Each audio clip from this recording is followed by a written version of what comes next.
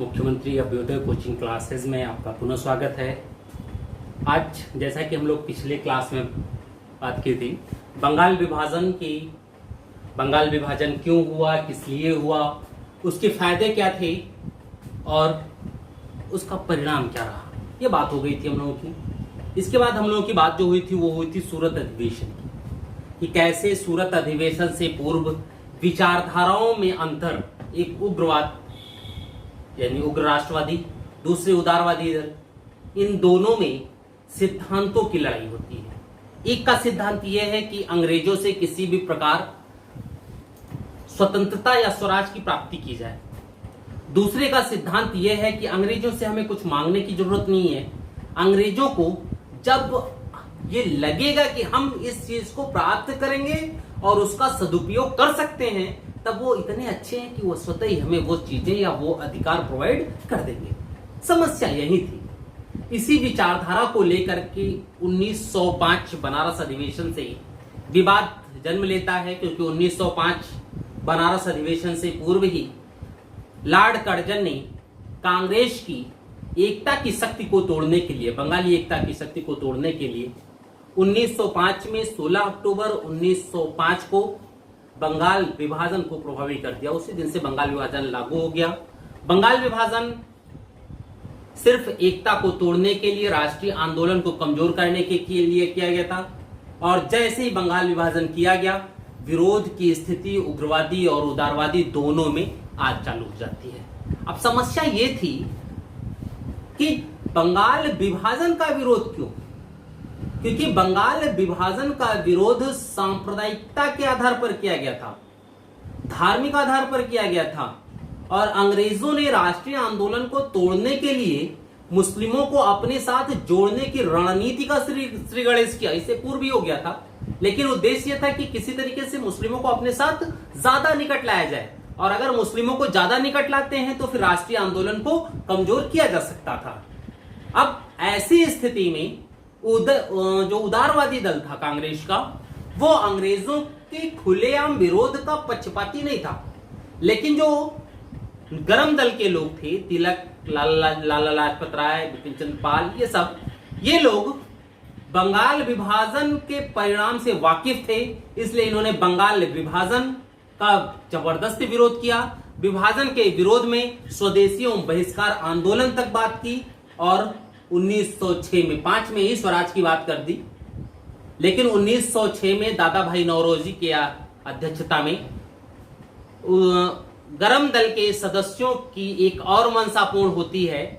दादा भाई नौरोजी ने अध्यक्षीय भाषण में स्वराज की बात की, एक डोमिनियन स्टेट्स की बात की। ये चीजें आती हैं और फिर बाद में आंदोलन शुरू हुआ, आंदोलन दबाया भी गया। बाद में अरुंडल कमेटी की सिफारिश पर विभाजन को रद्द भी कर दिया गया 1911 में। ठीक है, तो अब हम लोग 1911 में दिल्ली दरबार में ही विभाजन रद्द किया गया। तो हम लोग सबसे पहले दिल्ली दरबार 1911 उसको देखते हैं। ठीक है, दिल्ली दरबार 1911। ठीक है, अब देखिए, दिसंबर 1911 में ब्रिटिश सम्राट जॉर्ज पंचम, ठीक है, अपनी पत्नी महारानी मेरी नहीं तुम्हारी, ठीक है, देखिए, दिसंबर 1911 में ब्रिटिश सम्राट जॉर्ज पंचम और इनकी महारानी मेरी के स्थान पे मैरी नहीं हो सकता था। मेरी से अपनी वाली फीलिंग होती है, ऐसा नहीं। ठीक है, महारानी मेरी, इनका दिल्ली आगमन होता है और इन्हीं के स्वागत में जो आयोजन किया गया उसी को दिल्ली दरबार कहते हैं। ठीक है, जॉर्ज पंचम, महारानी मेरी के स्वागत में जो आयोजन दिल्ली में किया गया उसी को हम दिल्ली दरबार कहते हैं, इतिहास की भाषा। ठीक है, इसका आयोजन हुआ 12 दिसंबर को। 12 दिसंबर 1911 को दिल्ली में एक दरबार का आयोजन किया गया, जिसमें उपस्थित प्रमुख सदस्य ब्रिटिश सम्राट जॉर्ज पंचम और उनकी पत्नी महारानी मेरी जी थी। अब इसमें हुआ क्या, वायसराय लॉर्ड हार्डिंग महाराजा की तरफ से यानी सम्राट की ओर से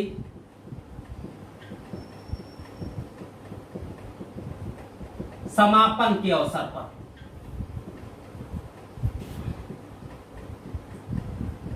घोषणा की। दो घोषणाएं हुई, मात्र दो घोषणाएं हुई विशेष। होता क्या था, जब दरबार आते थे तो इसमें भारतीय रजवाड़े भी बुलाए जाते थे, सारे राजा भी बुलाए जाते थे, बड़ा सम्मान ये लोग करते थे महाराज सम्राट का। और उसमें सम्राट के सम्मान में तो तोप जगता ही था। रजवाड़े जो थे उनकी भी योग्यता के अनुसार, क्षमता के अनुसार, उनके सम्मान के अनुसार उनको भी सलामी दी जाती थी। ये सारे रजवाड़े उसी में खुश हो जाते थे, अरे सम्राट के अधीन हम एक प्रजा हैं, ठीक है। हमारे सम्मान में भी दो बंदूकें दगी, दो गोली चली, इसमें खुश है वो भी बहुत आराम से। तो ये चीजें होती थी, ठीक है। दरबार में एक भव्य दरबार, बहुत खर्चे किए जाते थे, बड़ा शानो शौकत से किया जाता था। ये चीज हुई, तीन ही दरबार हुए, तो हम लोग 177 में एक किए और एक इसके बाद, ठीक है। ये चीजें हुई। अब यहां पर दो घोषणा हुई। पहली घोषणा ये थी बंगाल विभाजन को रद्द करने की।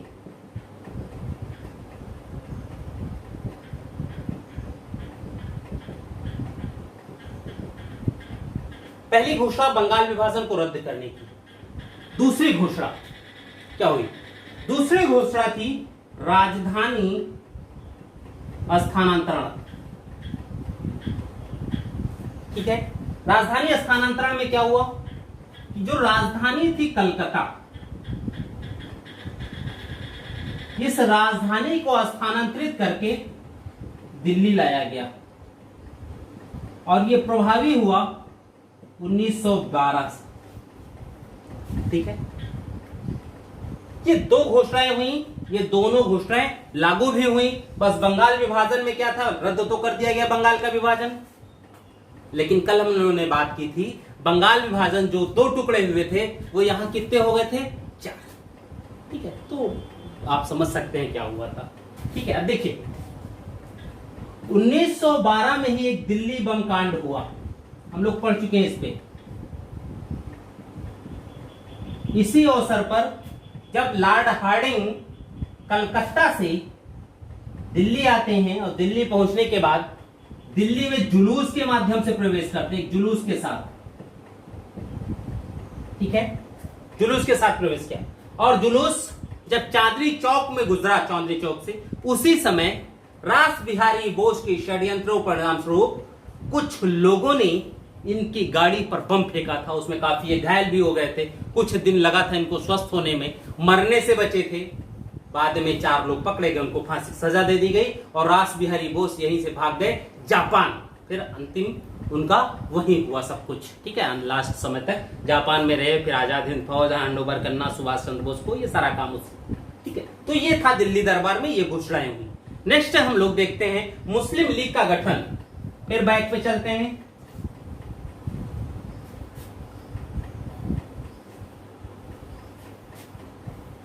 अब ये देखते हैं कि बंगाल विभाजन तो किया मुस्लिमों को संतुष्ट करने के लिए, मुस्लिमों को संतुष्ट करने कुछ और तो काम करेंगे ताकि जोड़ लिया जाए। तो अब देखिए यहां और काम क्या करते हैं।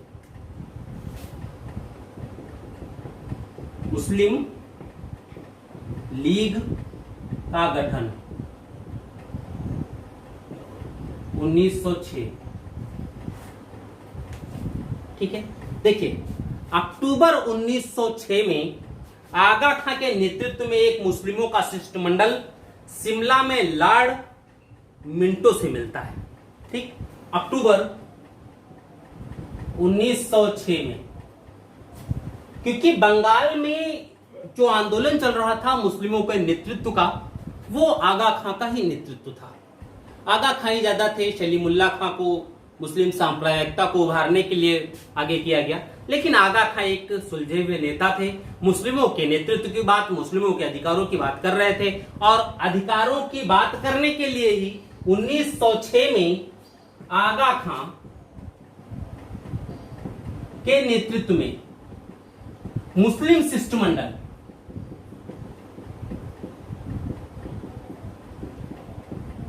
कहां गया? शिमला। शिमला में वायसराय लॉर्ड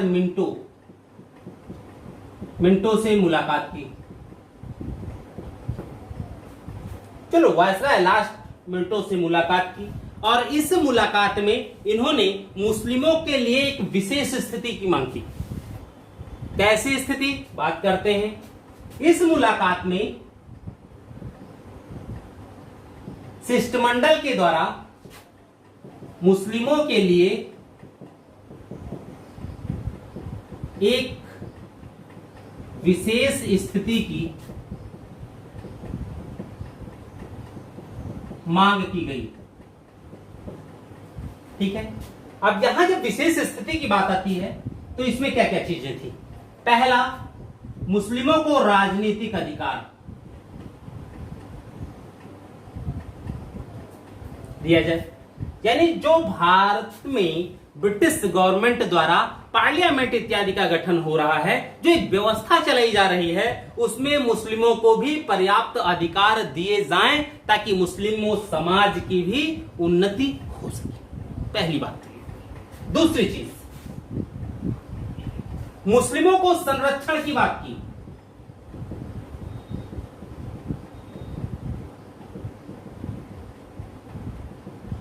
इसमें कहा कि अगर अंग्रेजों के द्वारा मुस्लिमों की सहायता की जाती है तो अंग्रेजों का साथ मुस्लिम भी बाकायदा अच्छी तरीके से देंगे। ये बात आ गई यहां पे। चलो, ठीक था।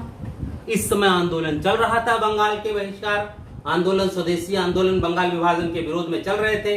ऐसे स्थिति में जब राष्ट्र में अंग्रेजों के खिलाफ एक इतना बड़ा आंदोलन चल रहा हो तो उस स्थिति में क्या आगा खां को मुस्लिम शिष्टमंडल के साथ शिमला जाकर के लॉर्ड मिंटो से ऐसी मांग करनी चाहिए थी?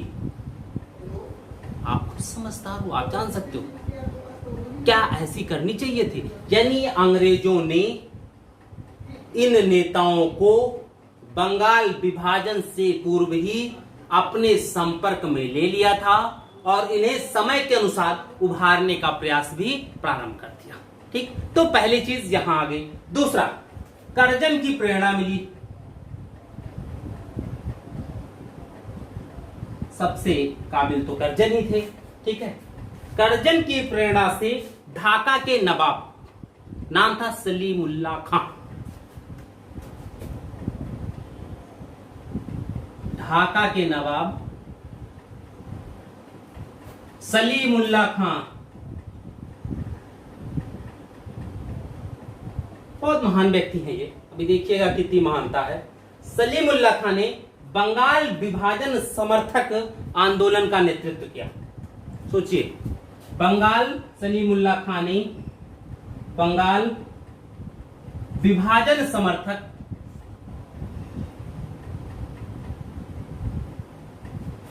आंदोलन का नेतृत्व किया।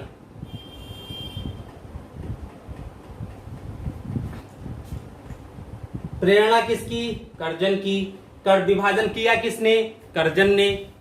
तो अगर कर्जन ने बंगाल का विभाजन किया है तो उसे सही करने के लिए किसी न किसी वर्ग का सपोर्ट चाहिए या नहीं चाहिए? चाहिए। और अगर सपोर्ट चाहिए तो कर्जन इत्यादि किसके नजदीक होते, किससे संपर्क में रहते? नवाब इत्यादि के ही। तो बंगाल के जब नवाब सलीमुल्लाह खां हैं तो सलीमुल्लाह खां ही तो कर्जन की बात मानेंगे। क्यों? क्योंकि आश्रय चाहिए किसी शक्तिशाली शक्ति का। और अगर वायसराय प्रेरित करें इनको कि तुम ऐसा ऐसा कर डालो तो क्यों नहीं करते ये? जब इन्हें आश्रय चाहिए था ब्रिटिश सरकार का तो इन्होंने उस आश्रय के लाभ में ऐसा किया। यानी विभाजन सही है, मुस्लिम हित में है, इसका समर्थन कर रहे हैं। तुमको भी काट डाला जाए, दो टुकड़ा कर दिया तो कहोगे अच्छा है। कुछ भी हो, ये लोग कुछ भी कर सकते हैं। ठीक है। अंत में 30 दिसंबर 1906 को ढाका में एक बैठक हुई।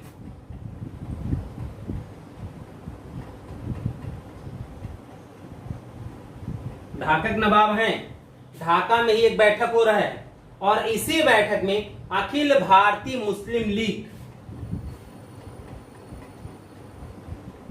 अखिल भारतीय मुस्लिम लीग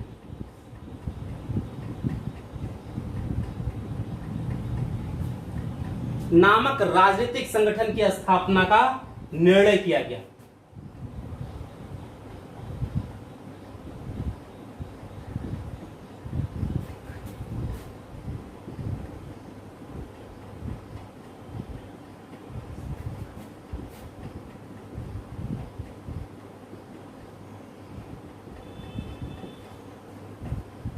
ठीक है, ये चीज आई। अब बात ये थी कि ढाका के नवाब बंगाल विभाजन समर्थित आंदोलन का नेतृत्व कर रहे हैं। तो अगर बंगाल विभाजन समर्थित आंदोलन का नेतृत्व कर रहे हैं नवाब साहब, तो संभव है कि नवाब साहब का काम यह भी रहेगा कि इस नेतृत्व को, इस आंदोलन को और ज्यादा बढ़ाया जाए।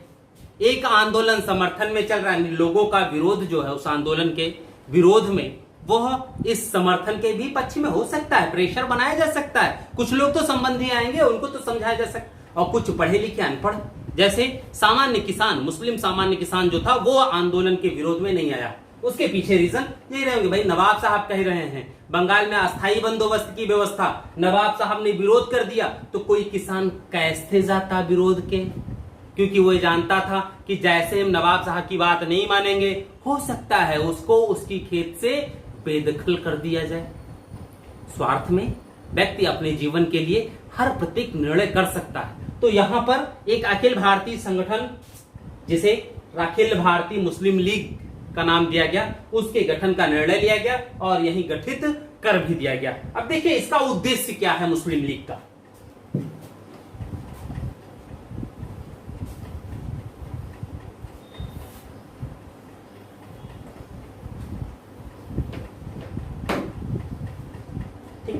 उद्देश्य देखते हैं मुस्लिम लीग का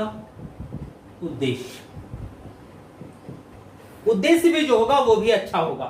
पहला उद्देश्य था ब्रिटिश सरकार के प्रति मुस्लिमों में निष्ठा का विकास करना।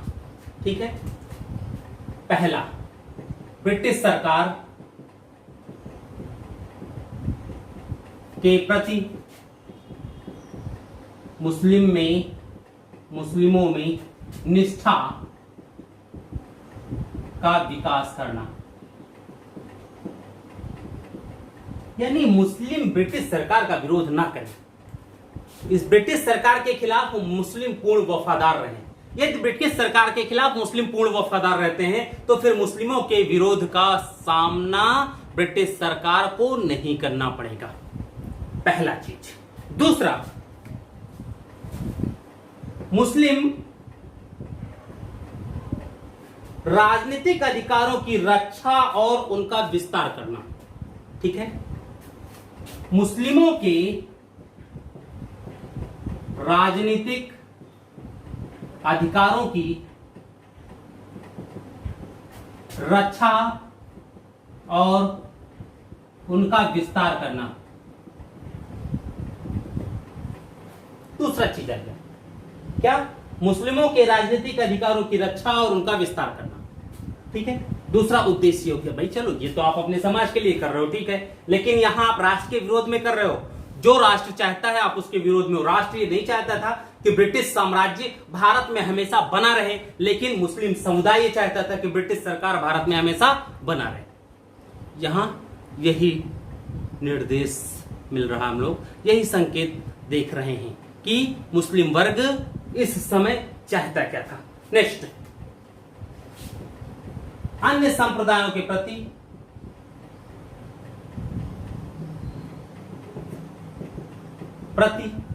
कटुता की भावना को बढ़ने से रोकना।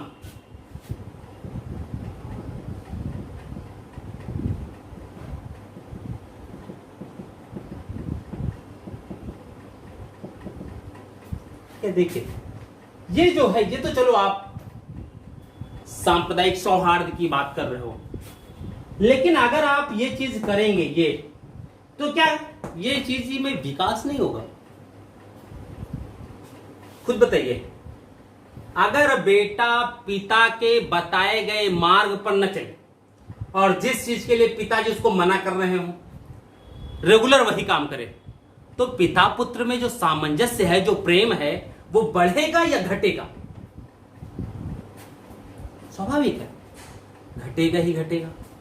तो एक तरफ संपूर्ण कांग्रेस, संपूर्ण बहुसंख्यक आबादी ब्रिटिश सरकार को भारत से भगाने का बात कर रही है, स्वशासन की बात कर रही है, स्वराज की बात कर रही है। दूसरी तरफ मुस्लिम लीग, वो ये कह रहे हैं उनसे प्रेम बढ़ाओ। हम जिनसे दुश्मनी करने की बात कर रहे हैं, वो उनसे प्रेम बढ़ाने की बात कर रहे हैं। उनके प्रति निष्ठावान बनो, उनसे प्रेम करो। अरे कुकुर बिलार थे जो प्रेम करते, ठीक है, तो अलग बात थी, ठीक है। दूसरी चीज, आप यहां क्या कह रहे हो? अन्य संप्रदायों के प्रति कटुता की भावना को बढ़ने से रोकना, यानी कटुता थी तभी उस भावना को रोक रहे हैं आप।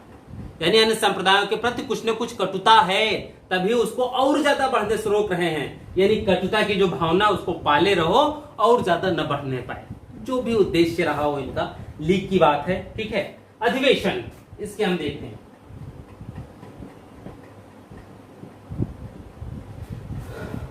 लीग के प्रस्ताव में जो पहला अधिवेशन हुआ मुस्लिम लीग का, उसमें लीग ने कुछ प्रस्ताव दिया, ठीक।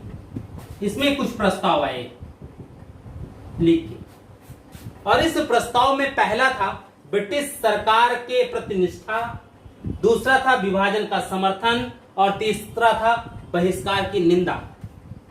पहला, ये सोचो, अधिवेशन जो हुआ उसमें ये प्रस्ताव पास भी किए गए, जय घोष भी हुए इन प्रस्तावों के पक्ष में। पहला, अंग्रेजों के प्रति निष्ठा, यानी ब्रिटिश सरकार के प्रति निष्ठा।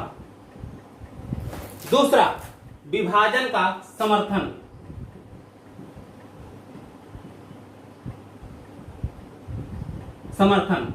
और तीसरा था बहिष्कार की निंदा। भाई, जब विभाजन का आप समर्थन कर रहे हो तो बहिष्कार की निंदा स्वाभाविक है, आप करेंगे ही करेंगे। पहला तो यहां भी उद्देश्य ही था इनका, वो प्रस्ताव में भी पास कर दिया कि ब्रिटिश सरकार की प्रति निष्ठा की भावना को बढ़ाया जाए। दूसरा, विभाजन का समर्थन क्यों कर रहे हो भैया? स्वाभाविक है, जो भारत का कल्चर भी है, थोड़े से लाभ के लिए व्यक्ति कुत्ते को भी बाप बना लेता है, यही तो है। यहां पर जब बंगाल के गवर्नर ने यह कहा कि मेरी 2 बेबियां हैं, एक हिंदू है और एक मुसलमान है, जिनमें से मुझे दूसरकई बीबी ज्यादा पसंद है। सही बात है भाई। मान लीजिए आपने 2 शादी की, एक कलावती दूसरी बिमलावती, और आप मोहल्ले में जाए टहलने, वहां कोई पूछ ले भैया 2 ठीक हैं, कौन ज्यादा अच्छी? तो आप कह दो यार दोनों तो ठीक है, दोनों सुंदर हैं, लेकिन बिमलौतिया हमको ज्यादा अच्छी लगती है। सोचिए, मोहल्ले में कह के तो चले आए। जिन भाई साहब से कहा, इलेक्ट्रॉनिक जमाना है, मोबाइल में टेप कर लिया था, और आपके घर पहुंचने से पहले उस टेप को लेकर के आए, कलौती भाभी के पास बैठे, उनको वो टेप सुनाया और कहा जाओ भाभी तुम इतनी सुंदर हो, और भैया तुमसे ज्यादा बिमलौती भाभी प्यार करते। इतना कह के वो घर चले जाते। बस उसके बाद क्या परिणाम होता होगा वो भैया जानेंगे, न कलावती भाभी जानेंगी, न बिमलावती भाभी जानेंगी। काफी भैया लीग के साथ भी यही स्थिति थी। गवर्नर जनरल जब कह रहे हैं कि ये चीज है, तो क्या होगा? कलावती भाभी तो बड़ा कष्ट होगा, लेकिन बिमलावती भाभी क्या लगेगा? अच्छा है, मेरा पति मुझे इतना प्यार करता है, मैं तो कुछ भी कर सकती हूँ। तो भैया की लड़ाई बाद में होगी, घर में पहले बिमलावती और कौलावती की लड़ाई हो जाएगी, कुत्तों की तरह। यहां पर ठीक वही बात थी। इन्होंने समर्थन किया हिंदू समाज ने उसका विरोध किया था। और जब हिंदू समाज ने विरोध किया, एक समर्थक एक विरोधी, और अंत में इन्हीं दोनों के मध्य झगड़ा हुआ। इसी को कहा गया सांप्रदायिक झगड़े। इन सांप्रदायिक झगड़ों के पीछे निष्कर्ष क्या था, फायदा किसका था, नुकसान किसका था, ये इन लोगों को समझना चाहिए था। फायदा सिर्फ और सिर्फ अंग्रेजों का था, नुकसान इन्हीं दोनों का था। लेकिन क्योंकि चीजें उत्तेजना में होती हैं, कलावती विमलावती, कौन हमको ज्यादा प्यार करता है, हमारा पति हमको ज्यादा प्यार करता है, इस चक्कर में कुत्ते की तरह लड़ी। दोनों ने अपना सिर फोड़ा, एक दूसरे का सिर फोड़ा, और भैया टन मार के शाम को फिर एक पौवा लगा के, और का हाल है रानी। ठीक है, आगे बढ़ते हैं। बहिष्कार की निंदा कर दी, चलो भाई तुम्हारा काम है, बहिष्कार की निंदा भी कर दो। नेक्स्ट अधिवेशन देखते हैं क्या था।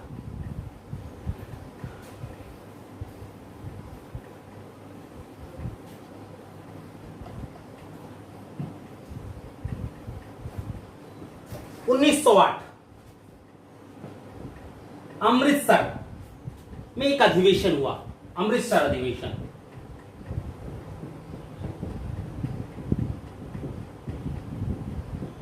यानी लीग का अमृतसर में अधिवेशन होता है, और इस अधिवेशन में लीग ने ब्रिटिश सरकार से मुस्लिमों के लिए पृथक निर्वाचन प्रणाली की मांग कर दी।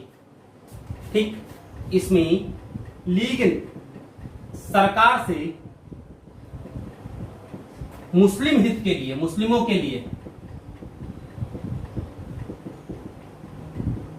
क्या मांग किया, पृथक निर्वाचन प्रणाली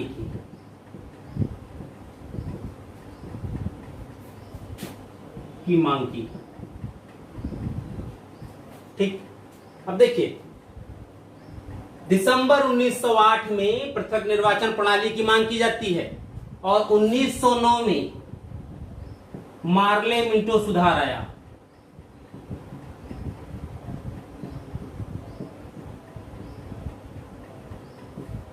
लॉर्ड मार्ले उस समय भारत सचिव थे, और मिंटो वायसराय। ठीक है, अब इस मार्ले मिंटो सुधार में सिर्फ प्रस्ताव बना करके पास किया था, मुस्लिमों को प्रदान भी कर दिया गया। क्या, पृथक निर्वाचन प्रणाली। भाई अब तक कांग्रेस एक से एक चीज की मांग कर रही थी, बहुत से नेता मांग करते करते भगवान के पास पहुंच गए, नहीं प्रदान किया गया। यहां सिर्फ एक बार एक प्रस्ताव में रखा गया, और फिर नेक्स्ट टाइम वो चीज पास हो गई। सही बात है, कोई जब किसी को अपनी पत्नी से भी ज्यादा प्रेम करने लगे, प्रेमिका वाला प्रेम करने लगे, तो उसकी हर एक इच्छा पूरी कर दी जाती है। ब्रिटिश सरकार, अंग्रेज मुस्लिमों को इस समय प्रेमिका बना चुके थे, और जैसे ही प्रेमिका ये कहती थी मुझे वो चाहिए, मुझे वो चाहिए, मुझे ये चाहिए, सरकार प्रेमी की तरह उसकी सारी इच्छा पूर्ण करने के लिए कायनात, चाहे जितना भी रोके सारी कायनात, उन सारी कायनातों को तोड़ते हुए इच्छाएं पूर्ण करने का प्रयास करती थी, और पूर्ण करती भी थी। तो वही अलग बात है, एक राजनीति के तहत ये सारी चीजें हो रही थी। अब लीग नहीं समझ रही थी उन सब चीजों को, तो वो उसकी दोस्त थी। ठीक है, लेकिन फायदा मिलना चाहिए। अंत में ये सब चीजें चलती रही। 1916 में, अंततः 1916 में स्थिति क्या हुई, कांग्रेस और लीग का एक संयुक्त अधिवेशन हुआ।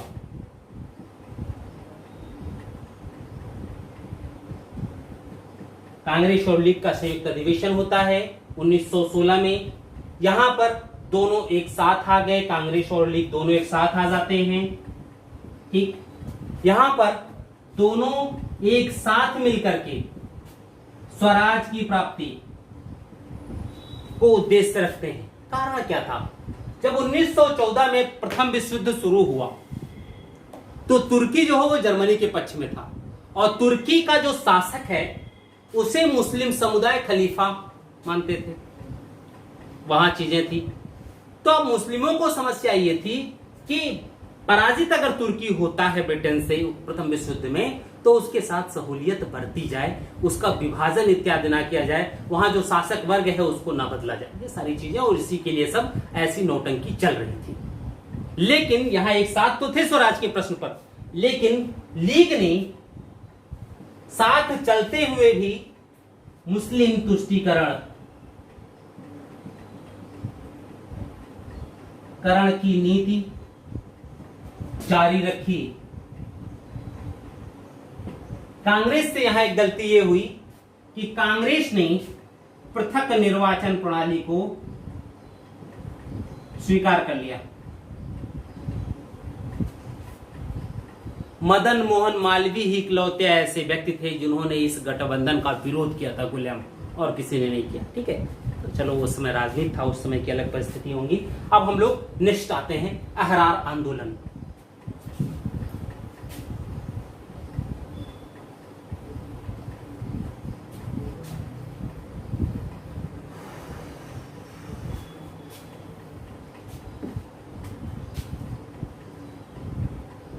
अहरार आंदोलन 1906 ईस्वी।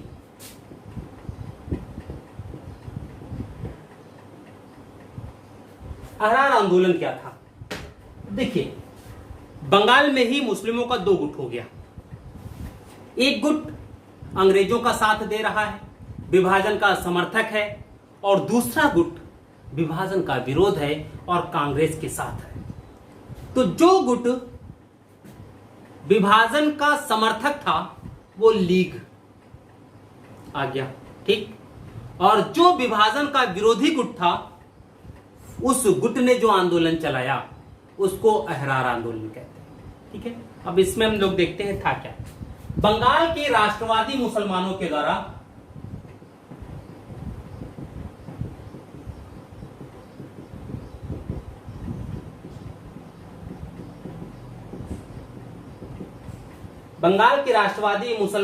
द्वारा यह आंदोलन शुरू किया गया।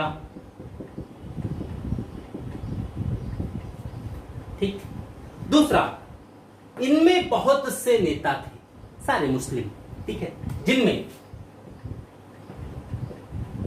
जिनमें देखिए कौन कौन प्रमुख हैं। मोहम्मद सैयद अली,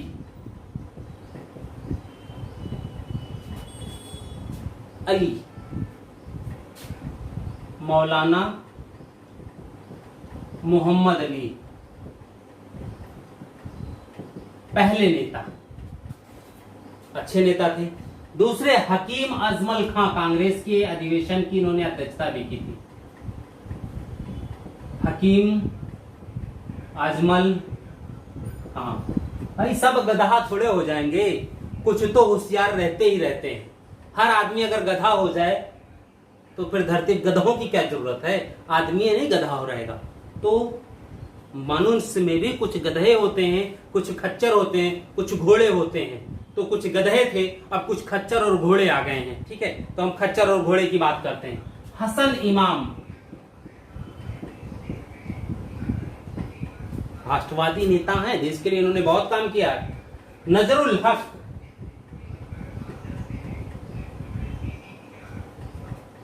मोहम्मद जफर अली खां,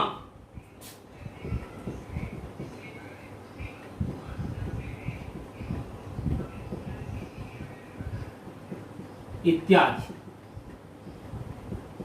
ये प्रमुख नेता हैं। ठीक, इन लोगों ने एक प्रस्ताव पास किया और उसमें यह कहा मुसलमानों को सरकार की चाटुकारिता नहीं करनी चाहिए, ठीक, और राष्ट्रीय आंदोलन में भाग लेना चाहिए। ठीक है, इनका है एक प्रस्ताव, और इस प्रस्ताव में कहा मुस्लिमों को सरकार की चाटुकारिता नहीं करनी चाहिए।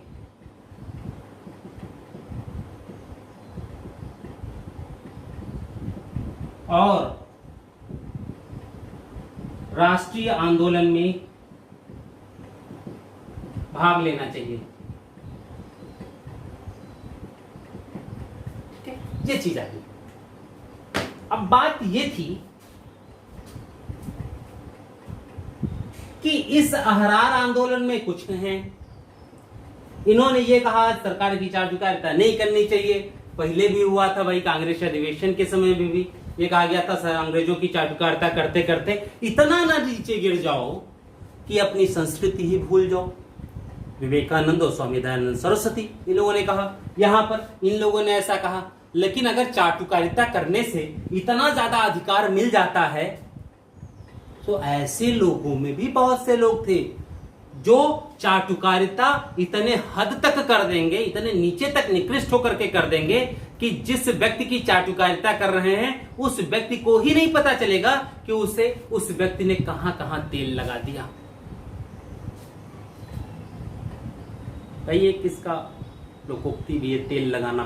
तो तेल लगाने का मतलब होता है चाटुकारिता करना, ठीक है। तो ये चीजें थी।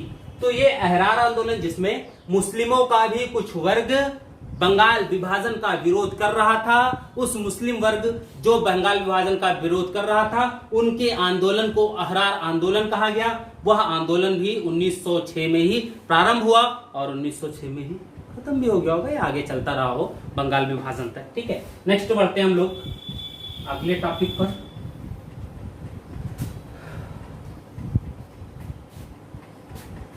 भारत परिषद अधिनियम 1909। भारत परिषद अधिनियम 1909, इसी को मार्ले मिंटो सुधार भी कहा जाता है, ठीक है। अब ये देखिए मार्ले मिंटो सुधार और भारत परिषद अधिनियम में अंतर क्या रहा होगा। 1 मिनट, बात हम लोग कर रहे हैं भारत परिषद अधिनियम या मार्ले मिंटो सुधार 1909 का, ठीक है। ये 1909 में ब्रिटिश सरकार ने भारतीयों के लिए दिया। इसमें कुछ सुधार की बात की गई थी, लेकिन मुस्लिम तुष्टीकरण को भी इसमें अच्छे से बढ़ावा दिया गया था। अब इसके हम लोग देखते हैं क्या क्या चीजें थी। पहला, ठीक, इसमें केंद्रीय व प्रांतीय विधान मंडलों के आकार एवं शक्ति में वृद्धि की गई, यानी इनमें जो संख्या थी उसको बढ़ाया गया। इसमें जो निर्वाचित सदस्य थे उनको भी थोड़ी सी पावर दी गई, ठीक है। पहला चीज, चलो ये ठीक था, आपने ये किया, ठीक है। देखिए केंद्रीय और प्रांतीय विधान मंडलों के आकार और शक्ति में वृद्धि की गई।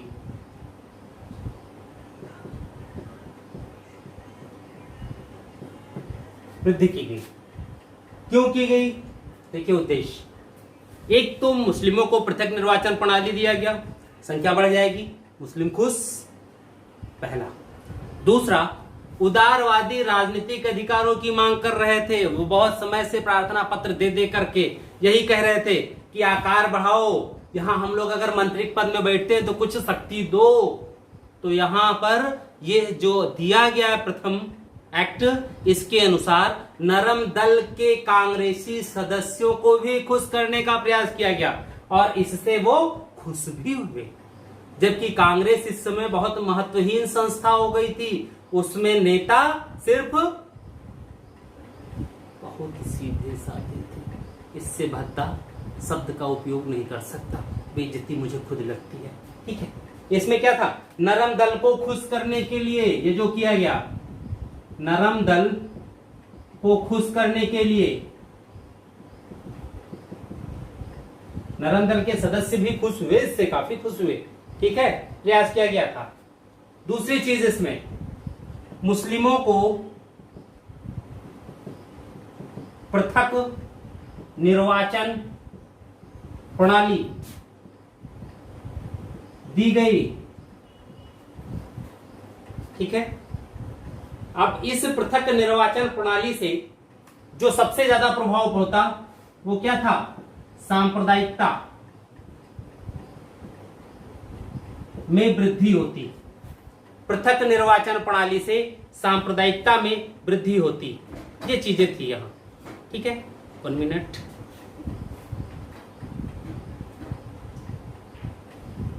ठीक, अब देखिए यहां तो सांप्रदायिकता को बढ़ाने का प्रयास किया गया। दूसरा, अब इस पृथक निर्वाचन प्रणाली क्या थी?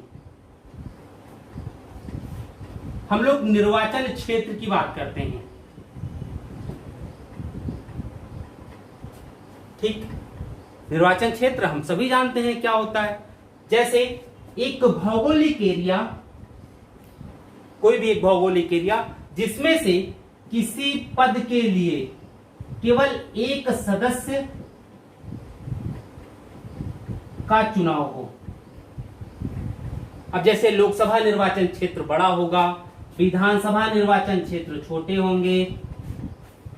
ठीक, ब्लॉक प्रमुख का जो निर्वाचन क्षेत्र है और छोटा हो जाएगा, ग्राम प्रधान का निर्वाचन क्षेत्र और छोटा हो जाएगा, पंच का निर्वाचन क्षेत्र और छोटा हो जाएगा। तो एक श्रृंखला ये चलती रहती है। ठीक है, तो एक तो हो गया निर्वाचन क्षेत्र। अब पृथक क्यों किया गया? क्योंकि ये सामान्य जो निर्वाचन क्षेत्र थे, यहां मत का अधिकार मुस्लिम प्लस हिंदू दोनों को होता था। ठीक, कैंडिडेट यहां पर कोई भी हो सकता था, यानी चुनाव इन दोनों में से कोई भी लड़ सकता है। एक सामान्य निर्वाचन क्षेत्र हो गया। जो मुस्लिमों के लिए पृथक किया गया, इसमें क्या था? उस निर्वाचन क्षेत्र से चुनाव केवल मुस्लिम ही लड़ सकता है, पहला। दूसरा, इस निर्वाचन क्षेत्र में मत का भी अधिकार केवल मुस्लिम को ही था। यानी उस पृथक निर्वाचन क्षेत्र में जो हिंदू थे उन्हें किसी भी प्रकार का कोई राजनीतिक अधिकार नहीं, जो था भी वो भी खत्म। तो ये किससे क्या होगा? दोनों वर्गों में वैमनस्यता की भावना बढ़ेगी। अंग्रेज चाहते भी यही थे कि दोनों वर्ग एक दूसरे से इतना ज्यादा घृणा करने लगे कि आपस में ही मार काट करने लगे।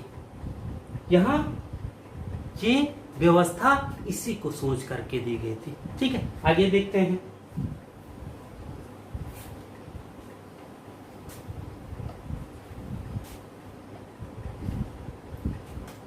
कांग्रेस ने, नरम दली थे, कांग्रेस ने 1908 के ये व्यवस्था पहले दे गई थी, लागू 1909 में हुआ। 1908 के लाहौर अधिवेशन में इस माल्य मिंटो सुधार का कड़ा विरोध किया।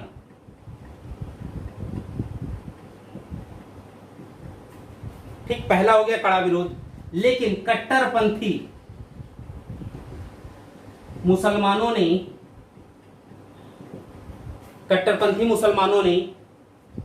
इसका समर्थन किया था। यानी मार्ले मिंटो सुधार का कट्टरपंथी मुसलमानों ने समर्थन किया।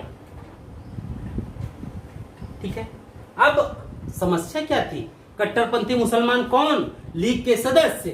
कौन से मुसलमानों ने समर्थन नहीं किया? वो मुसलमान जो अहरार आंदोलन से जुड़े हुए थे, वो यहां हैं। यानी यहां पर ये चीज दे करके नरम दल के सदस्यों को खुश करने का प्रयास तो किया गया, लेकिन फिर भी नरम दल के सदस्य खुश नहीं हुए। उन्होंने इस मार्ले मिंटो सुधार का कड़ा विरोध किया। लेकिन जब दम ना हो किसी संगठन में तो उसके विरोध करने का कोई औचित्य नहीं रह जाता।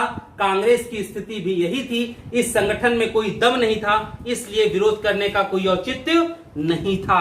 ठीक है, आगे बढ़ते हम लोग। नया टॉपिक, राजद्रोह सभा अधिनियम।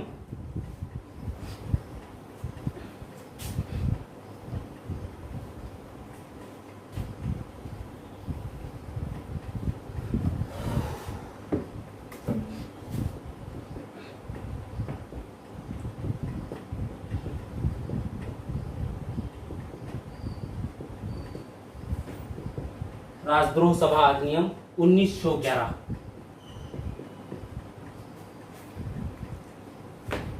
देखिए इसमें क्यों आया ये अधिनियम, ये भी तो होगा।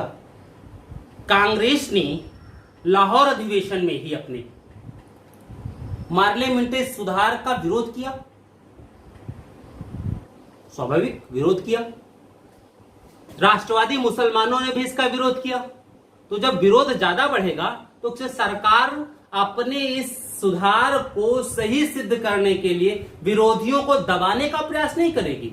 जो समर्थक रहेंगे उनको तो उभारा जाएगा, उनको और पुश किया जाएगा, खूब नाराबाजी करो ताकि लोगों को लगे अच्छा है। जैसे अभी जल्दी ही आया था 2-3 बिल, ICCA आया था, RC आया था, IRC आया था, क्या था जो भी रहा हो, ठीक है। उसमें क्या हुआ, CA में कुछ वर्ग को उभारा गया विरोध करने के लिए, और जो लोग विरोध आंदोलनों में जाते थे उसमें से 80% को ये पता ही नहीं होता था CA है क्या। उनको पैसा मिलता था, उनको बजट दिया गया, जाओ तुमको 500 रुपया दिहाड़ी दिया जा रहा है, जाओ सुबह संजय तक खाली सरकार को गरियाओ। ऐसे भी लोग थे, यही आंदोलन चला, ठीक है। तो अब ऐसी स्थिति में होता क्या था, इस राजद्रोह सभा अधिनियम पास किया गया। क्यों? मार्ले मिंटो सुधार,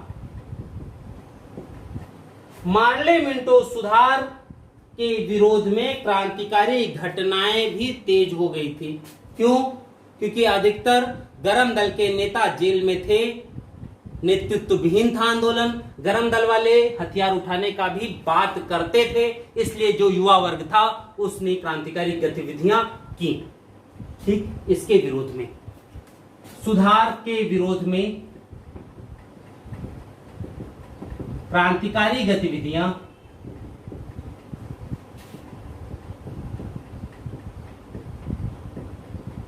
तेज हो गई।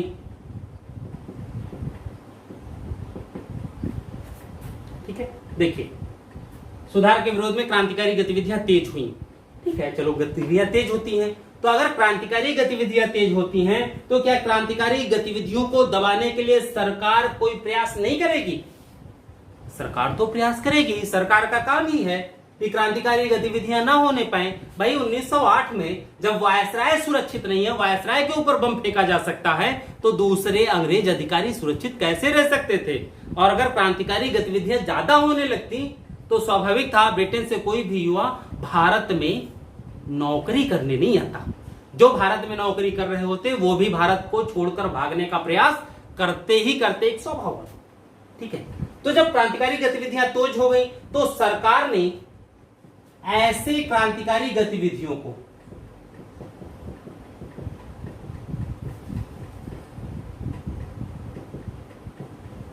दबाने के उद्देश्य से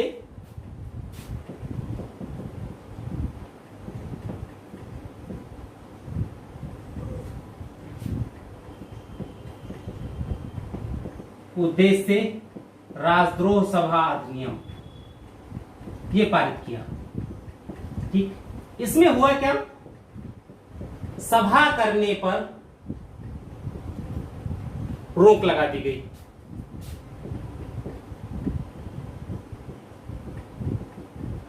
और कठोर दंड का प्रावधान।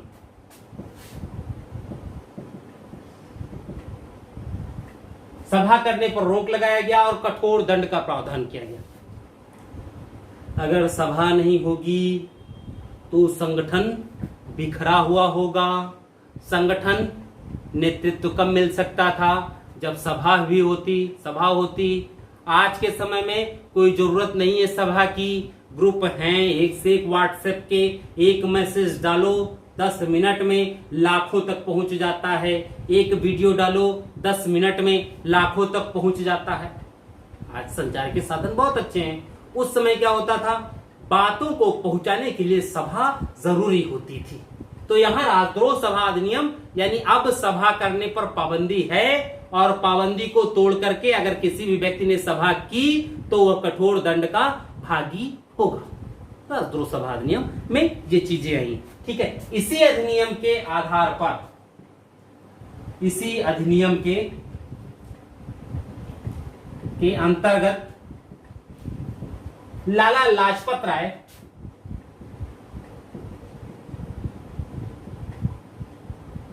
और अजीत सिंह, लाला लाजपत राय और अजीत सिंह गिरफ्तार किए गए थे।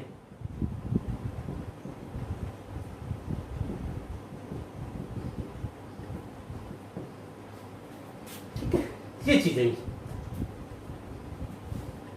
ठीक, तो ये चीजें हुई थी। राजद्रोह सभा अधिनियम पारित किया। कोशिश ये था कि जो भी गतिविधियां हो रही हैं उन गतिविधियों को समाप्त करने का प्रयास किया गया। ठीक है, यहां पर ये चीजें हैं। आगे हम लोग बढ़ते हैं दूसरे टॉपिक पर।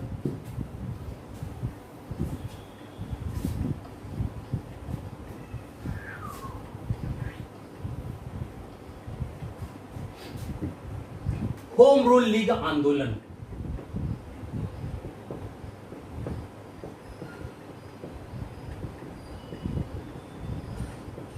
होम रूल लीग आंदोलन 1916।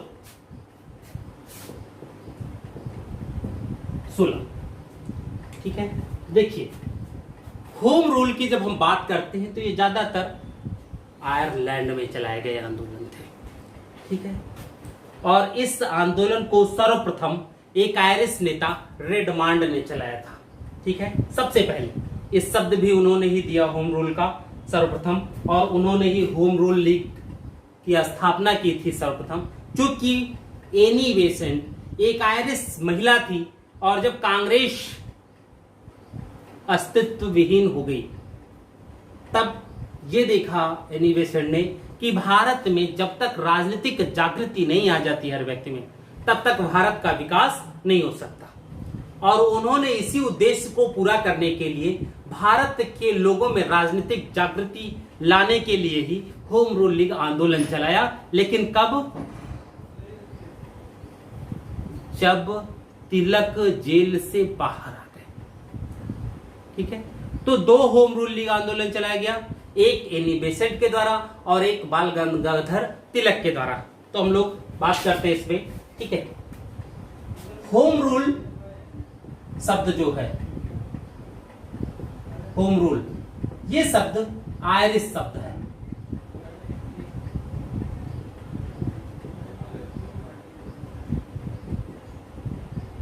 आयरिश शब्द है ये।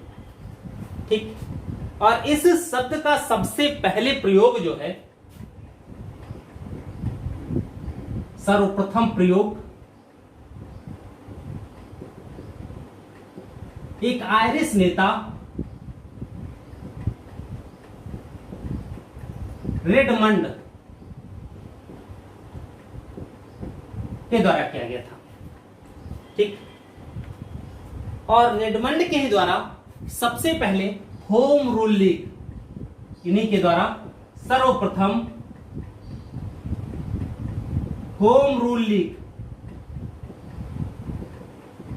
लीग की स्थापना की गई थी।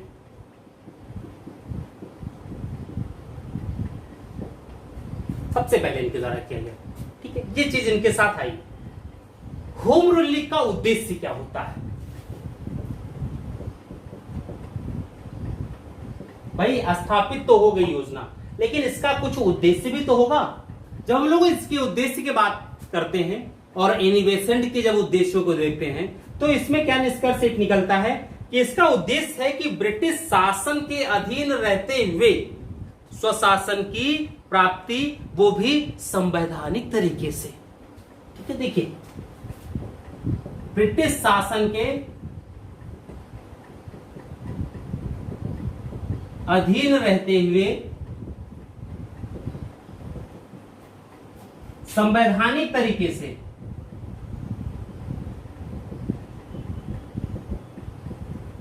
स्वशासन की प्राप्ति।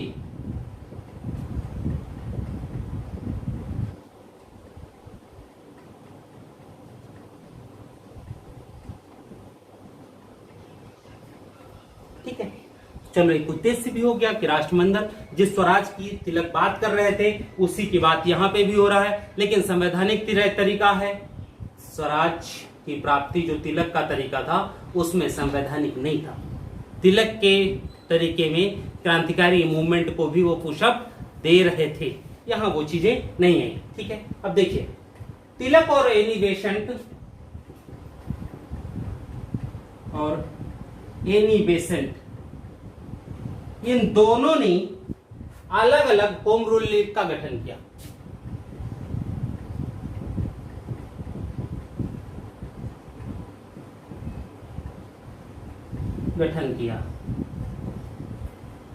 ठीक, कब? 1916। यही तो हुआ। अब देखिए स्थिति क्या है। 1908 से लेकर के 1915 तक, इस बीच में जो भी घटनाएं हुई वो सभी घटनाएं क्रांतिकारियों के द्वारा की गई।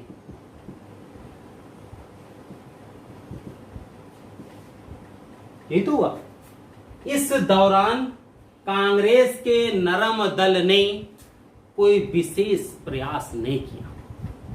अगर नरम दल कोई विशेष प्रयास नहीं कर रहा, उसकी लोकप्रियता खत्म हो चुकी है, तो क्या नरम दल के नेताओं को यह नहीं सोचना चाहिए था कि उन्होंने गरम दल के सदस्यों को कांग्रेस से बाहर निकाल करके बहुत बड़ा लॉस किया है? सोच सकते थे, लेकिन ऐसा कुछ नहीं किया। 1914 में तिलक 6 वर्ष के कारावास के पश्चात छूटते हैं। छूटने के बाद उस समय देखा कि एनी बेसेंट प्रभावी हैं। राजनीति में ही एनी बेसेंट से मुलाकात होती है।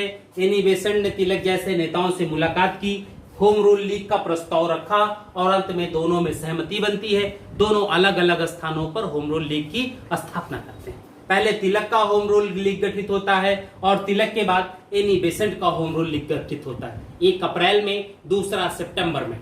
ठीक है, तो ये चीज आई। अब हम लोग दोनों के होम रूल लीग पर जाते हैं, उनके कार्य क्षेत्र को देखते हैं, क्या क्या क्षेत्र था, उनके नेताओं को देखते हैं, क्योंकि यहां से जो क्वेश्चन पूछता है उसमें अधिकतर क्वेश्चन मिलान में पूछे जाते हैं या इनके सदस्यों से पूछा जाता है। इनके डेट भी पूछे गए हैं, कौन कब था। तो बस डेट तो आप ये याद कर सकते हैं, अप्रैल में तिलक, सितंबर में एनी बेसेंट। पहले तिलक, फिर तिलक के बाद एनी बेसेंट। ठीक है, अधिकारियों की बात करते हैं तो उस पर हम लोग आते हैं कि चीजें क्या क्या हुई थी।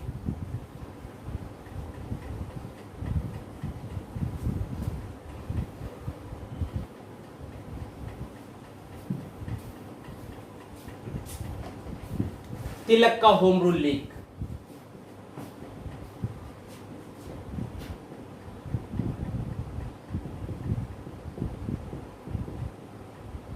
तिलक का होम रूल लीग गठन हुआ। जो स्थान था वो था पूना।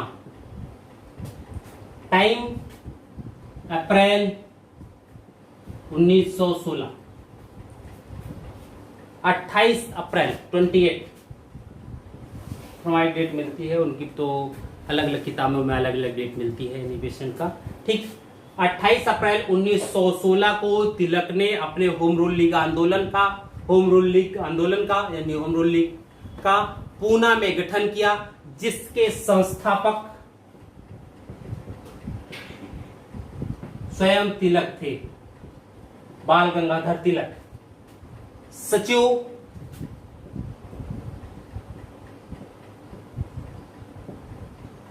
सचिव उनके हुए एन.सी. केलकर।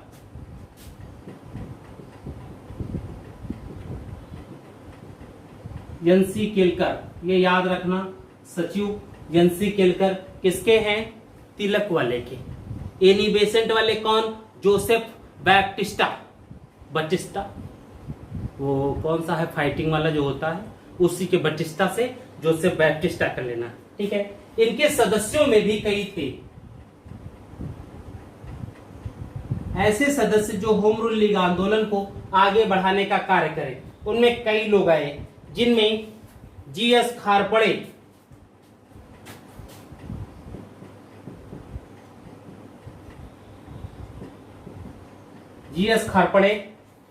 बी.एस. मुंजे,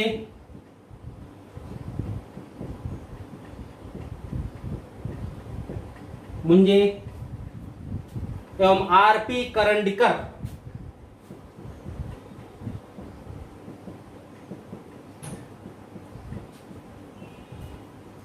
ये 3 लोग प्रमुख थे। ठीक है, यानी तिलक ने होम रूल लीग आंदोलन के अंतर्गत जो अपना होम रूल लीग गठित किया, उसके अंतर्गत कुछ लोगों को भी अपने साथ जोड़ा ताकि आंदोलन को, अपने लीग को अधिक से अधिक क्षेत्रों तक प्रसारित कर सके और उस लीग के माध्यम से आंदोलन को गति दे सके, संवैधानिक तरीके से स्वशासन प्राप्त करने का प्रयास कर सके। ठीक, लेकिन वो स्वशासन होगा कैसा? ब्रिटिश शासन के अधीन होगा। जैसे आज आयरलैंड, वेल्स, इन सब की कंडीशन है उसकी होगी। ऑस्ट्रिया की जो कंडीशन, उसके अकॉर्डिंग स्वशासन की बात हो रही थी। ठीक है, लेकिन बाद में जब नेहरू जी आए 1929 में, तो उन्होंने पूर्ण स्वराज की बात की। उन्होंने ऐसे स्वशासन की बात नहीं की, उन्होंने कहा पूर्ण स्वराज, यानी ब्रिटिश आधिपत्य किसी भी हद पर तनिक भी नहीं स्वीकार किया जाएगा। ठीक है, तो चलिए वो अलग बात थी। उस समय के साथ मांगे भी बढ़ती रहती हैं। इसका प्रभाव क्षेत्र कितना था? ठीक, प्रभाव क्षेत्र में देखिए, कर्नाटक,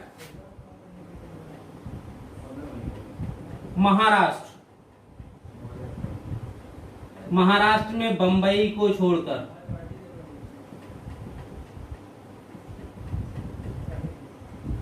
ठीक, मध्य प्रांत एवं बरार,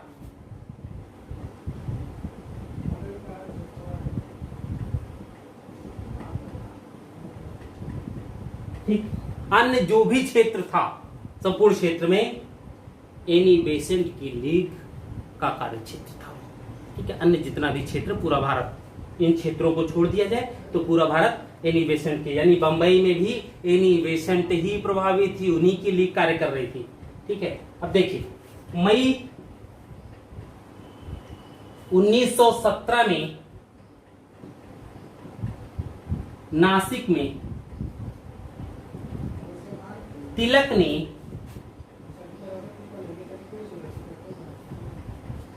लीग की पहली वर्षगांठ मनाई।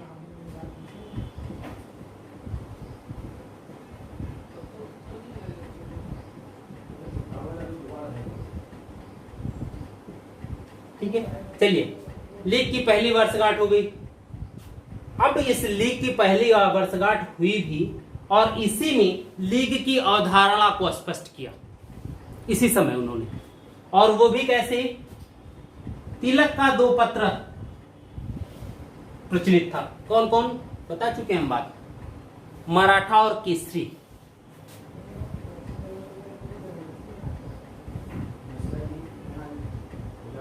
मराठा और केसरी, ये 2 पत्र। ठीक है, इन्हीं दोनों में उन्होंने लीग की अवधारणा को स्पष्ट किया।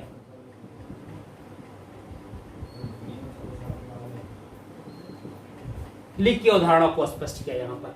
ठीक है, चलिए लीग की अवधारणा को स्पष्ट किया। इस अवधारणा में इन्होंने कहा ब्रिटिश साम्राज्य के अंतर्गत भारतीय जनता में प्रति उत्तरदायी शासन की स्थापना। ठीक है, यहां पे भी क्या है? ब्रिटिश सरकार के अंतर्गत, यानी ब्रिटिश शासन, महारानी के अंतर्गत भारतीय जनता का स्वयं के प्रति उत्तरदायी शासन की स्थापना। ठीक है, यह उद्देश्य था। ब्रिटिश शासन के अंतर्गत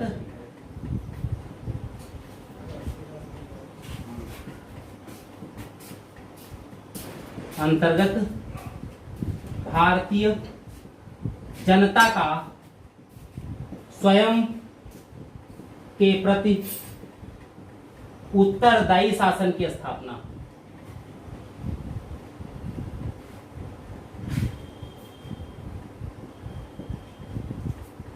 एक चीज ये आ गई कि चलो उत्तरदायी शासन की बात हो गई। दूसरा जो एक फैक्ट है इसमें, इसी दौरान जब यह आंदोलन चल रहा था, देखिए सबसे ज्यादा होम रूल लीग आंदोलन का जो प्रभाव बाद में पड़ा उसमें यह था कि होम रूल लीग आंदोलन में एनी बेसेंट ने एक रजिस्टर बनवाया था। सबसे अच्छी बात यह थी, बाद में गांधी जी को बड़ा काम आया है ये चीजें। और उस रजिस्टर में जिस क्षेत्र का जो भी थोड़ा सक्रिय व्यक्ति हो राजनीतिक रूप से, उस रजिस्टर में उस व्यक्ति का नाम, उसके पिताजी का नाम, उसका पूरा पूरा एड्रेस, उससे संपर्क का साधन क्या हो सकता है, उस तक पहुंच कैसे हो सकती है, ये सारी चीज उस रजिस्टर में था। तिलक ने भी ऐसा किया, एनी बेसेंट ने भी ऐसा किया। बाद में जब गांधी जी सक्रिय राजनीति में आए तो वो डायरी कहीं से गोपाल कृष्ण गोखले या किसी और ने, या हो सकता है एनी बेसेंट ने ही दिया हो गांधी जी को, वो गांधी जी को मिल गई और उसी के आधार पर गांधी जी ने संपूर्ण देश का दौरा किया और उन सभी लोगों से मुलाकात की जो होम रूल लीग आंदोलन में सक्रिय भूमिका का निर्वहन कर चुके थे। जब गांधी जी उन सब लोगों से मिलते हैं तो गांधी जी इकलौते तो ऐसे थे जो पूरे देश में एक अपनी टीम तैयार कर लिए, और जब उनकी एक टीम तैयार हो गई तो सर्वमान्य नेता तो स्वाभाविक है वो वैसे ही हो जाते, क्योंकि उन्होंने वो मेहनत किया था। अफ्रीका से आने के बाद 2-3-4 साल वो केवल पूरा भारत भ्रमण पे किया, और फरवरी में आते हैं अफ्रीका से। फरवरी में के बाद दिसंबर 15 फरवरी में आए 16 में बैठक कांग्रेस के अधिवेशन में। 15 फरवरी के बाद ही उन्होंने पूरा भारत भ्रमण शुरू कर दिया था। बाद में भी भ्रमण किया, बाद में चीजें उनको समझ में आई, फिर छोटे छोटे आंदोलनों से उन्होंने शुरुआत की। तो ये एक लीग का ये अच्छा काम था। ठीक है, देखिए इसी के दौरान, यानी लीग का जब आंदोलन चल रहा था, सुशासन की बात कर रहे थे तिलक जी, उसी दौरान इन्होंने अपना सुप्रसिद्ध नारा दिया। तिलक क्या? स्वराज्य हमारा जन्म सिद्ध अधिकार है,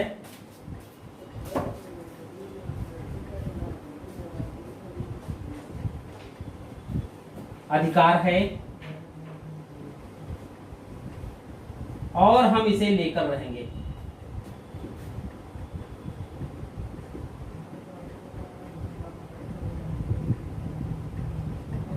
स्वराज हमारा जन्म सिद्ध अधिकार है और हम इसे लेकर रहेंगे। ठीक है, ये नारा इन्होंने इसी समय दिया, और फिर इसी के आधार पर, चूंकि इनके स्वभाव के विपरीत था ये आंदोलन, लेकिन फिर भी अपने आप को राजनीतिक रूप से बनाए रखने के लिए इन्होंने ये होम रूल लीग आंदोलन प्रारंभ किया, ताकि अस्तित्व जो है इनका, जैसे कांग्रेस का उस समय गिर गया था, वही इनकी भी स्थिति होती। लेकिन जो लोकप्रियता 1908 से पहले थी वो लोकप्रियता इनकी बाद में नहीं हुई। हाँ, ये है सम्मान इनका बना रहा, जो भी सम्मान इन्होंने अर्जित किया था वो सम्मान बाद के समय में भी बना रहा। ठीक है, आगे आते हैं हम लोग एनी बेसेंट की होम रूल लीग पर।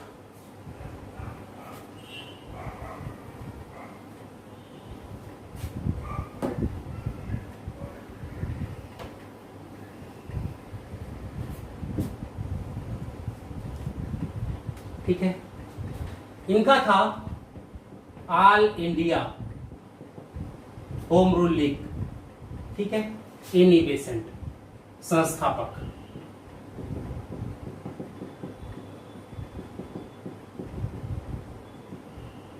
संस्थापक एनी बेसेंट,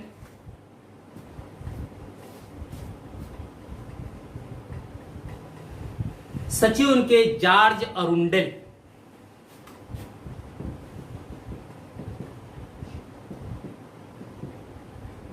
जॉर्ज अरुंडेल।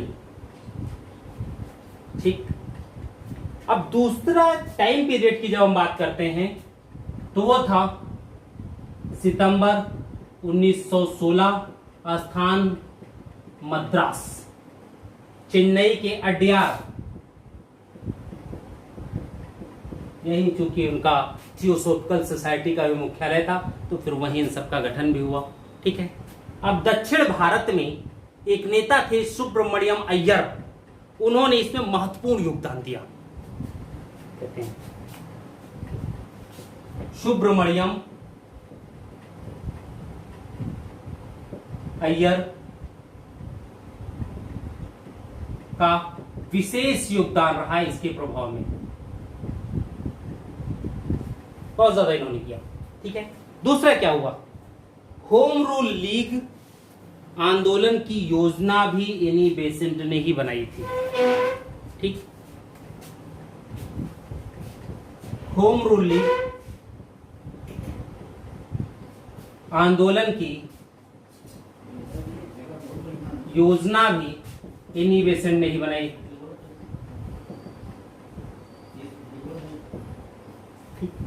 इसकी योजना भी एनी बेसेंट ने बनाई। चलो भाई, एनी बेसेंट ने बनाया। अब इसमें था क्या, इनका ये कहना था कि अगर स्वशासन नहीं मिलता है किसी भी राष्ट्र को तो उस राष्ट्र की प्रगति नहीं हो सकती। भारत के परिप्रेक्ष्य में भी ये सही है कि यदि भारतीयों को स्वशासन की प्राप्ति नहीं होगी तो फिर भारत का विकास या इस भारत की प्रगति नहीं हो सकती। इसलिए भारतीयों को स्वशासन प्रदान करना चाहिए, भारतीयों को स्वशासन मिलना चाहिए। तो वही भारतीयों को स्वशासन दिलाने के लिए ही इन्होंने होम रूल लीग आंदोलन चलाया। यानी भारतीय लोगों के प्रति इनके दिल में हमदर्दी थी, भारतीयों के प्रति यह भावनात्मक रिश्ता भी रखती थी। तो क्या था इनका, ये क्या कहती हैं, स्वशासन के बिना किसी देश की का प्रगति नहीं हो सकता। स्वशासन के बिना किसी भी देश का प्रगति नहीं हो सकता, किसी भी देश का प्रगति नहीं हो सकता। ठीक है, इनकी ये विचारधारा थी। और अगर किसी भी देश का प्रगति नहीं हो सकता है तो इन्होंने इसीलिए स्वशासन आंदोलन चलाया। ठीक है, सबसे पहले, ठीक, इन्होंने इसकी बात भी सबसे पहले अपने पत्र के माध्यम से की। ठीक, एक स्वशासन आंदोलन प्राप्ति के लिए आंदोलन चलाने की बात कही। और इसका सबसे पहले उल्लेख जो किया वो किया 2 जनवरी 1914। इधर उसी समय इन्होंने अपना एक पत्र चलाया, पत्रिक नाम था कॉमनवेल्थ।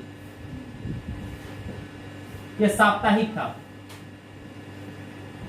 साप्ताहिक पत्र। ठीक, देखिए तिलक के 2 पत्र कौन, मराठा और केसरी। एनी बेसेंट का पत्र कौन, कॉमनवेल्थ और न्यू इंडिया, 2 पत्र आ गए। कॉमनवेल्थ साप्ताहिक, ठीक है, पत्र चलाया कॉमनवेल्थ। इसी समय से चालू भी होता है और इसी में इन्होंने सबसे पहले स्वशासन आंदोलन की बात की कि स्वशासन मिलना चाहिए। अब समस्या हुआ क्या कि इस स्वशासन की जो बात कर रही है इसमें यह कहा राष्ट्रमंडल के अंतर्गत स्वशासन प्राप्त हो। ठीक है, राष्ट्रमंडल के अंतर्गत, इसमें ये कहा राष्ट्रमंडल के अंतर्गत स्वशासन प्राप्त हो।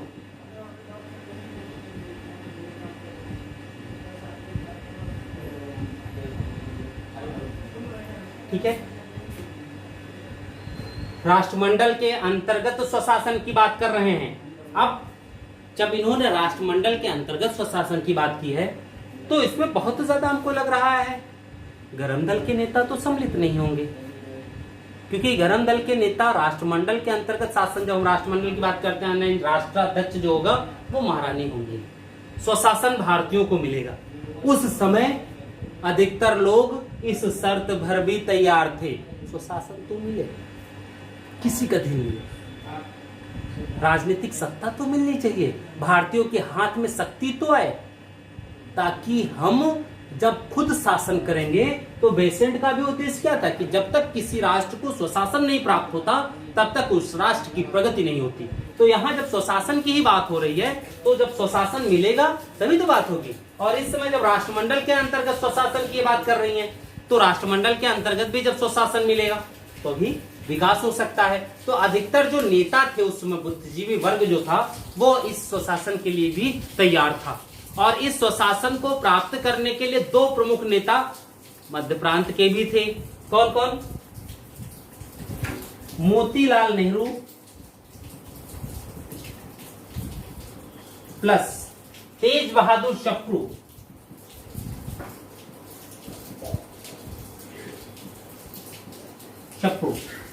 ये 2 महत्वपूर्ण नेता हैं। और ये दोनों नेता जो हैं एनी बेसेंट के होम रूल लीग के सक्रिय सदस्य थे।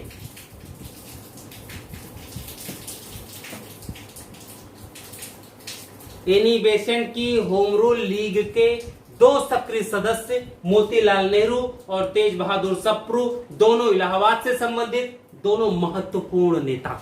यानी संयुक्त प्रांत के क्षेत्रों में एनी बेसेंट के पास ये दो महत्वपूर्ण नेता हैं जिनका प्रभाव शायद पूरे संयुक्त प्रांत में था। यहां पर आंदोलन ये चला सकते थे। ठीक है, जब हम प्रभाव क्षेत्र की बात करते हैं एनी बेसेंट की, तो इस प्रभाव क्षेत्र में देखते हैं कि तिलक का जो क्षेत्र है कर्नाटक,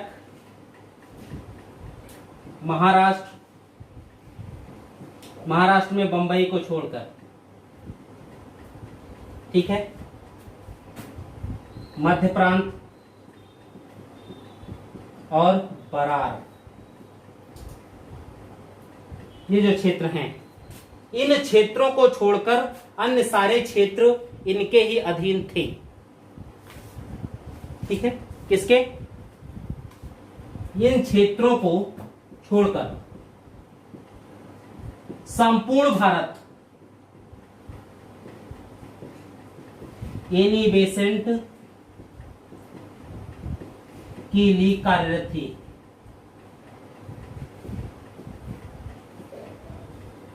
ठीक है, ये चीज है। इन क्षेत्र को छोड़कर संपूर्ण भारत में एनी बेसेंट की लीग कार्य कर रही है। ठीक है, आगे बढ़ते हैं थोड़ा सा।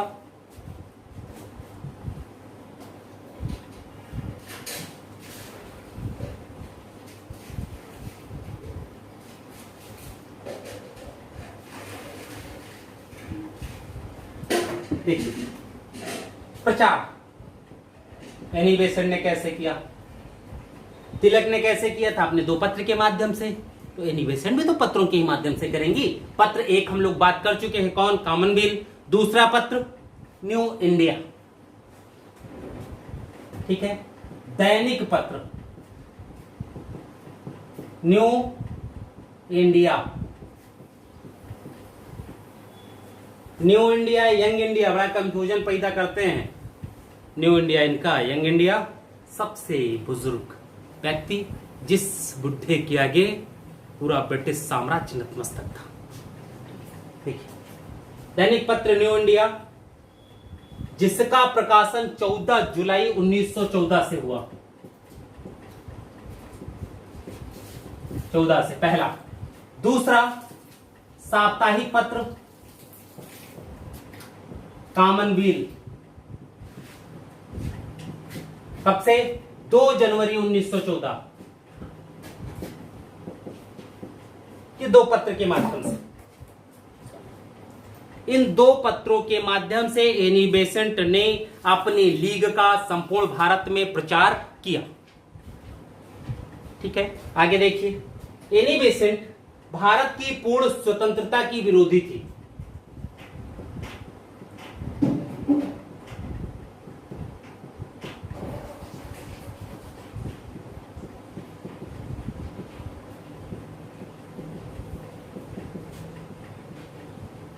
अब बात यह आती है कि आखिर विरोधी क्यों थी? ऐसी क्या रीजन थी कि एनी बेसेंट जैसी महिला, जिसको भारतीय लोगों के साथ भावनात्मक रिश्ता है, लगाव भी है, वो पूर्ण स्वतंत्रता क्यों नहीं चाहती हैं? ऐसा क्या रीजन था कि वो स्वशासन चाहती थी? राष्ट्रमंडल के अधीन पूर्ण स्वतंत्रता क्यों नहीं? क्यों वो ब्रिटिश साम्राज्य को भारत से दूर नहीं जाने देना चाहती थी? सब कुछ ये चीजें, क्योंकि एनी बेसेंट को भी कहीं ना कहीं ये लग रहा था कि भारतीय लोगों को यदि पूर्ण स्वतंत्रता प्रदान किया गया तो यहां पर पुनः व्यवस्था स्थापित नहीं हो पाएगी, देश सांप्रदायिक दंगों में जाएगा। अभी यहां इतना अनुभव भी नहीं है लोगों के पास, राजनीतिक इच्छा शक्ति की भी कमी थी नेताओं में। तो ऐसे में उन्होंने पूर्ण स्वतंत्रता नहीं चाहिए। उन्होंने कहा कि यदि राष्ट्रमंडल के अधीन स्वशासन की प्राप्ति होती है तो स्वाभाविक है भारत विकास करेगा।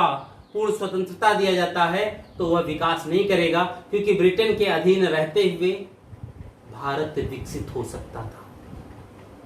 ब्रिटेन भारत में व्यवस्था स्थापित कर सकती थी, जैसे पहले कर रही थी, वर्तमान में कर रही थी। वह व्यवस्था स्वतंत्रता के बाद भी दे सकती थी, वो भारतीयों के सहयोग में खड़ी हो सकती थी। इसीलिए एनी बेसेंट ने भारतीयों को पूर्ण स्वतंत्रता देने के पक्ष में नहीं रही, उन्होंने हमेशा भारतीयों को पूर्ण स्वतंत्रता देने का विरोध किया था। ठीक है, समस्या क्या हुआ कि जब आंदोलन इन्होंने बहुत तेज कर दिया एनी बेसेंट ने, तो 1917 में एनी बेसेंट गिरफ्तार कर ली गई, और जब गिरफ्तार की गई तो बेसेंट की लीग के सभी सदस्य इनकी रिहाई के लिए आंदोलन की योजना बनाने लगे। और जब देखा कि एनी बेसेंट की लीग के लोग आंदोलन की योजना बनाने लगे हैं, तो सरकार ने आंदोलन होने से पहले ही, प्रारंभ होने से पहले ही एनी बेसेंट को रिहा कर दिया।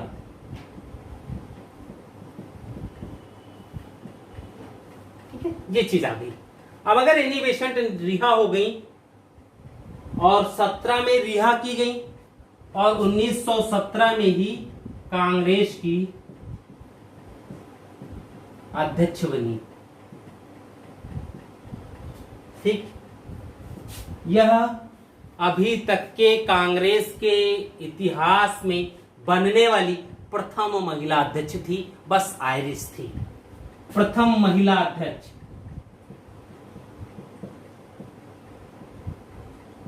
हम लोगों ने प्रथम मुस्लिम अध्यक्ष, प्रथम अंग्रेज अध्यक्ष की बात की थी। ये प्रथम महिला अध्यक्ष बनती है कब? 1917 में। ठीक है, परिणाम स्वरूप, आंदोलन के परिणाम स्वरूप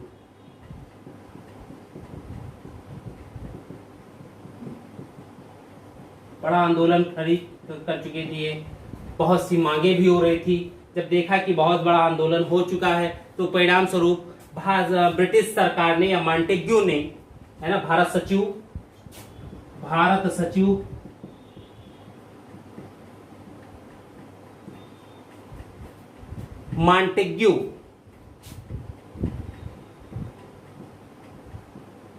मॉन्टेग्यू ने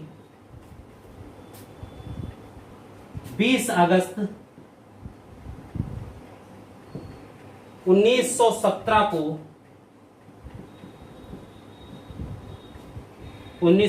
को घोषणा किया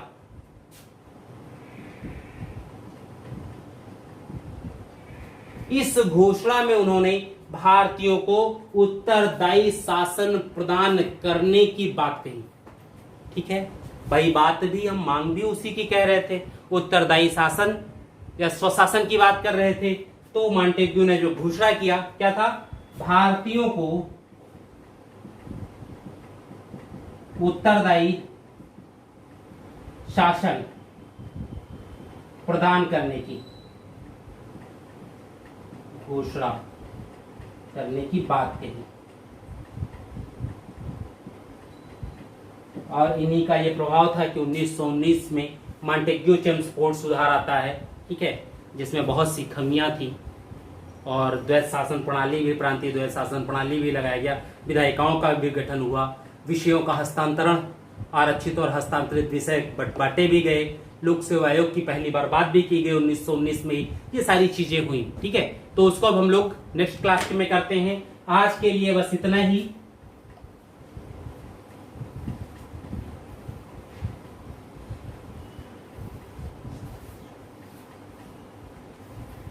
ठीक, आज के लिए बस इतना ही। मुख्यमंत्री अभ्युदय क्लास से जुड़ने के लिए आप सभी का बहुत बहुत धन्यवाद।